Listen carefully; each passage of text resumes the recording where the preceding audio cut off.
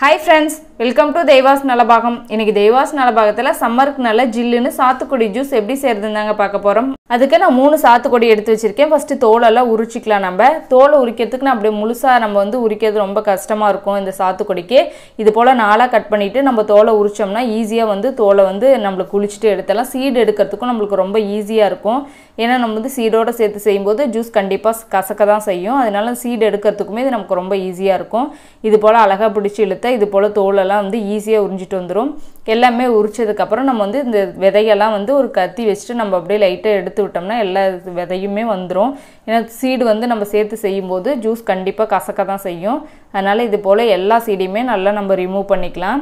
நம்ம இன்னைக்கு ஜூஸ் வந்து நம்ம மிக்ஸி ஜார்ல தான் அரைக்க போறோம். ஏன்னா எல்லார் வீட்லயுமே ஜூஸர் இருக்காது. அதனால இன்னைக்கு எல்லா பழத்தையும் வந்து நம்ம மிக்ஸி ஜார்ல சேர்த்துட்டு இதுக்கு தேவையான அளவுக்கு சக்கரை சேர்த்துக்கலாம். நான் ஒரு 2 டேபிள் ஸ்பூன் அளவுக்கு சக்கரை எடுத்து வச்சிருக்கேன். இது உள்ள சேர்த்துக்கலாம். இது கூடவே ஒரு 1/2 கப் அளவுக்கு தண்ணி சேர்த்துட்டு ரொம்ப முக்கியமா இந்த ஜூஸ் அரைக்கும் போது ரொம்ப நம்ம ஃபைனாலா இதை அரைக்க கூடாது. அரைச்ச அந்த ஜூஸ் வந்து கசப்பாயிரும். ஜஸ்ட் பல்ஸ் மோட் வச்சு ஒரு 4-5 டைம் அடிச்சிங்கனாவே நல்ல ஜூஸ் வந்து நமக்கு பிரிஞ்சு வந்துரும்.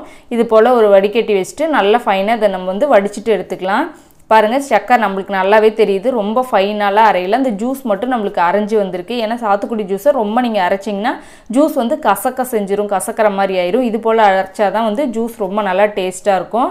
அவ்வளோதாங்க, நம்ம ஜூஸ் எல்லாம் வந்து நல்லா ஃபைனாக ஃபில்டர் பண்ணியாச்சு. நம்ம ஜூஸ் ரெடியாக இருக்குது. இப்போ நம்ம சர்வ் பண்ணிடலாம்.